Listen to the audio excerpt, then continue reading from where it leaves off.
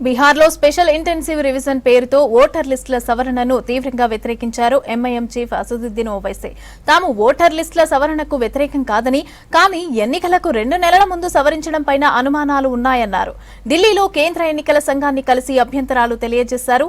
సవరించే voter జాబితాలో 15 నుంచి 20% మంది పేర్లు గల్లంతయ్యే అవకాశం ఉందన్నారు.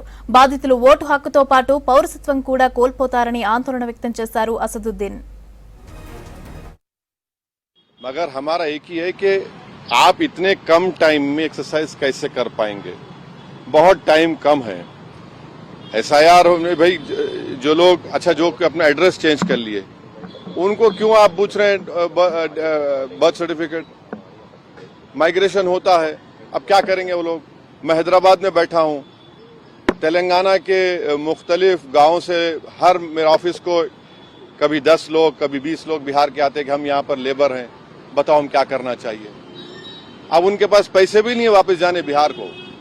परेशानी वो होगी क्योंकि लॉ तो बोल रहा है कि उनको रहना पड़ेगा वहां पर, मगर वो गए इसलिए कि बिहार में कुछ है ही नहीं, कोई सरकार ने उनका रोजगार का इंतजाम किया ही नहीं, तो मजबूरी उनकी है, बाहर बैठे हैं। तो ये सब प्रॉब्लम्स हमने ईसीआई के सामने रखे, हमने कहा इसका तो आप सोल्यूशन निकालिए। उनके सामने जाके बोला हमने कि ये प्रैक्टिकल डिफिकल्टीज हैं, कैसा आप 1 महीने के अंदर कैसा करेंगे? तो उन्होंने कहा कि नहीं हम लोग बीएलओस को रखे हैं, वॉलंटियर्स को रखे हैं।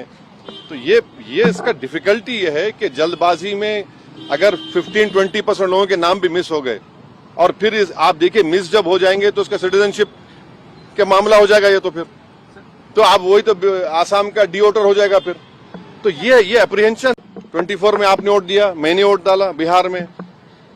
हमारा देखिए एक सिनारियो विजुअलाइज करिए आप लोग, अगर कोई लोकसभा के चुनाव में 20,000 वोट से हार गया कोई, और अभी एसआईआर के बाद उसी के पार्लियामेंट सांसद में 20,000 कम हो गए, तो फिर वो क्या करेगा बेचारा?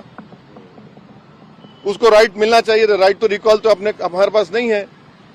तो इसीलिए हम कह रहे हैं हम एसआईआर के खिलाफ नहीं है, आप टाइम दीजिए ना।